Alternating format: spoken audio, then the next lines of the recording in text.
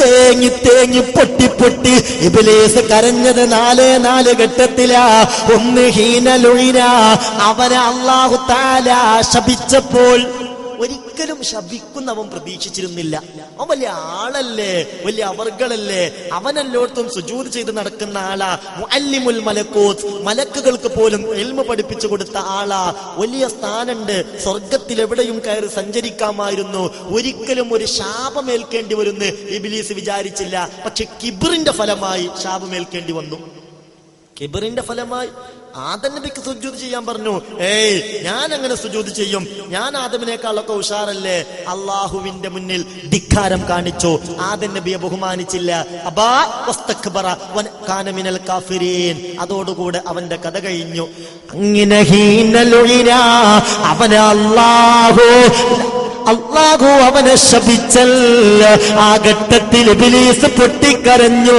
വഹീന ഉഹ്ബിത, മാത്രമല്ല സ്വർഗത്തിൽ നിന്ന് പുറത്താക്കി ഭൂമിയിലേക്ക് ഇറക്കിവിട്ട് പുറത്താക്കി.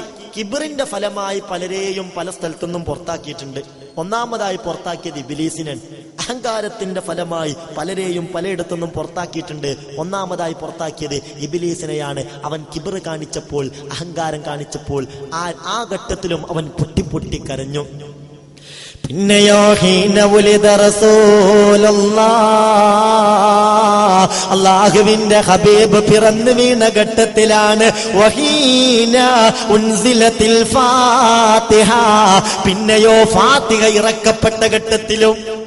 ഹീന ഉലിദൻ നബി സല്ലല്ലാഹു അലൈഹി വസല്ലം, റഹ്മത്തിന്റെ കേദാരമായ അഷ്റഫുൽ ഖൽഖ് മുഹമ്മദ് മുസ്തഫ സല്ലല്ലാഹു അലൈഹി വസല്ലമ തങ്ങൾ പിറന്നു വീണ ഘട്ടം അത് ശൈത്താന് സഹിക്കാൻ കഴിഞ്ഞില്ല.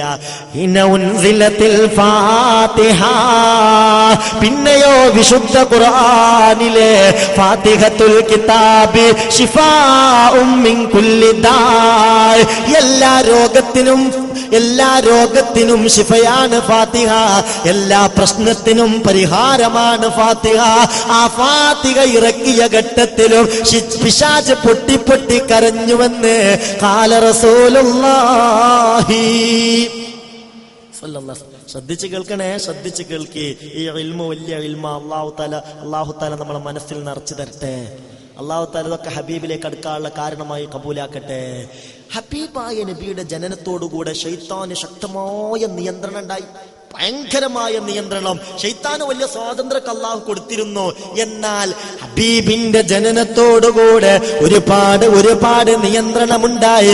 അതായത് ആകാശത്തുള്ള മലക്കുകളുടെ മുഴുവൻ ചർച്ചകളും ശൈത്താൻ കേൾക്കുമായിരുന്നു. എന്നിട്ട് ശൈത്താന്റെ കൂട്ടാളികളായ ജ്യോത്സ്യന്മാർക്കത് എത്തിച്ചു കൊടുക്കുമായിരുന്നു. എന്നാൽ അത് നിർത്തലായി. മഹാനായ മുഹമ്മദ് മുസ്തഫ സല്ലല്ലാഹു അലൈഹി വസല്ലമ തങ്ങളുടെ ജനനത്തോടുകൂടെ അതോടുകൂടെ പണി തന്നെ നിന്നു. ബഹുമാനപ്പെട്ട സഈദ് ഇബ്നു ഉസ്മാൻ ഇബ്നു സഈദുൽ റളിയല്ലാഹു അൻഹു തന്റെ ബാപ്പയിൽ നിന്ന് ഉദ്ധരിക്കുകയാണ്. അതായത് ബാപ്പ പറയാ, കുന്ന ഇൻദ സലമിൻ ജുലൂസ, ഞങ്ങൾ ഒരിക്കൽ ഒരു ബിംബത്തിന്റെ അടുത്ത് ഇങ്ങനെ ഇരിക്കുകയാണ്. ഞങ്ങൾ കുറെ ആളുകളുണ്ട്, ഞങ്ങൾ ബിംബത്തിന്റെ അടുത്ത് ഇങ്ങനെ ഇരിക്കുക. ഇത് സമിഅനാ മിൻ ജൗഫിഹി സായിഹൻ യസീർ, അപ്പോഴാണ് ബിംബത്തിന്റെ അടുത്തിരിക്കുമ്പോഴാണ് ആ ബിംബത്തിന്റെ ഉള്ളിൽ നിന്ന് ഒരു ഘോരമായ ശബ്ദം ഞങ്ങൾ കേട്ടുവല്ലോ. ആ ബിംബത്തിന്റെ ഉള്ളിൽ നിന്ന് വിളിച്ചു പറയുകയാണ്, റഹബ ഇസ്റാഖു സമ്മി ലിൽ വഹീ, റഹബ ഇസ്റാഖു സമ്മി ലിൽ വഹീ വറുമിയ ബിശ്ശുഹബി ലിനബിയ്യിൻ ബിമക്കത ഇസ്മുഹു അഹ്മദ്. കഴിഞ്ഞു, എല്ലാം കഴിഞ്ഞു. കട്ട് കേൾക്കൽ ഇതാ നിലച്ചിരിക്കുന്നു. ചെങ്കോല് കൊണ്ട് അതിശക്തമായ ഏറ് കൊള്ളാൻ തുടങ്ങിയിരിക്കുന്നു. എല്ലാം അവസാനിച്ചിരിക്കുന്നു. എന്തേ കാര്യമെന്നറിയോ? ലിനബിയ്യിൻ ബിമക്കത ഇസ്മുഹു അഹ്മദ്, മക്കയിൽ ജനിച്ച ഒരു നബിയുടെ കാരണത്താൽ അവന്റെ പേര് മുഹമ്മദ് എന്നാണ്. അവൻ ഹിജ്റ പോകുന്നത് യസ്രിബിലേക്കാണ്. യഅ്മുറു ബിസ്സലാ, ഈ ബിംബത്തിന്റെ ഉള്ളിൽ നിന്ന് അശരീരി കേൾക്കുകയാണ്, ആ മുഹമ്മദിനെ കുറിച്ച് കേൾക്കണോ?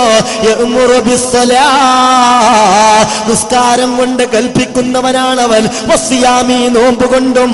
വസ്സകാത്തി, സകാത്ത് കൊണ്ടും. വൽ ബിർരി, മറ്റുള്ള നന്മ കൊണ്ടും. വസിലത്തിർ റഹിമി, കുടുംബബന്ധം ചേർക്കൽ കൊണ്ടും.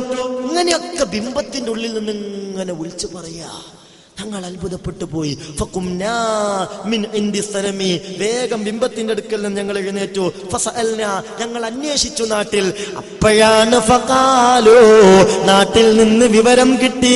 ഖറജ നബിയും ബിമക്കത, ഖറജ നബിയും ബിമക്കത ഇസ്മുഹു അഹ്മദ്. സംഗതി ഇതാണ്. അത്ഭുതകരമായ രൂപത്തിൽ പല അടയാളങ്ങളും കാണിച്ചുകൊണ്ട് ജനിച്ചു മഹാനായ മുഹമ്മദ് മുസ്തഫ സല്ലല്ലാഹു അലൈഹി വസല്ലം. ആ അത്ഭുതമായിരുന്നു ഞങ്ങളാ കേട്ടിരുന്നത്. ആ ബിംബത്തിൽ നിന്ന് കേട്ട ശരീരി പിശാചിന് നിയന്ത്രണമുണ്ടായി. ആകാശത്തിലുള്ള കട്ട് കേൾക്കൽ അവസാനിപ്പിച്ചു. അങ്ങനെ പലതും മാത്രമല്ല, ജനിച്ച ഘട്ടത്തിൽ തന്നെ മഖ്തൂനായിരുന്നു, ചേലാകർമ്മം ചെയ്യപ്പെട്ട വിധത്തിലായിരുന്നു അഷ്റഫുൽ ഖൽഖ് മുഹമ്മദ് മുസ്തഫ സല്ലല്ലാഹു അലൈഹി വസല്ലം. എളുപ്പമുണ്ട്. ഒരു സാധാരണ മനുഷ്യനാണ്. എന്തിനാ റസൂലുള്ളാഹിന്റെ പേരിൽ ഇങ്ങനെ മൗലീദ് ചൊല്ലുന്നത്? എന്തിനാ അങ്ങനെ നബിദിനം ആഘോഷിക്കുന്നത്? അതിനെ മാത്രമൊക്കെ പ്രത്യേകത ഉണ്ടോ മുഹമ്മദ് നബിക്ക്? എന്ത് പ്രത്യേകതയാണ് മുഹമ്മദ് നബിക്കുള്ളതെന്ന് റബീഉൽ അവ്വൽ ആകുമ്പോഴത്തേക്ക് ചോദിച്ച് നടക്കുന്ന മനുഷ്യന്മാരുണ്ടല്ലോ. ഇതൊക്കെ ഒന്ന് പഠിക്ക്, ഇതൊക്കെ ഒന്ന് ചിന്തിക്ക്. പ്രത്യേകതയില്ലേ? എന്തർത്ഥത്തിലാ? മുഹമ്മദ് ഒരു സാധാരണ അറബി പയ്യനായി ജീവിച്ചു, ഒരു സാധാരണ അറബി പയ്യനായി ജനിച്ചു. അങ്ങനെ കുറച്ച് ദഅവത്ത് നടത്തി എന്നല്ലാതെ എന്താ അതിന് മാത്രം പ്രത്യേകത ഉള്ളത്? അങ്ങനെ ഒരുമിച്ച് കൂടാൻ മാത്രമൊക്കെ, ഒരാഘോഷം നടത്താൻ മാത്രമൊക്കെ മുഹമ്മദ് നബി ഉണ്ടോന്ന് ആർക്കെങ്കിലും തോന്നിയിട്ടുണ്ടെങ്കിൽ അവർക്ക് ഏറ്റവും വലിയ വിഡ്ഢിത്തം പറ്റിയിരിക്കുന്നു. അള്ളാഹു കാത്തുരക്ഷിക്കട്ടെ, അള്ളാഹു കാത്തുരക്ഷിക്കട്ടെ. ആരെ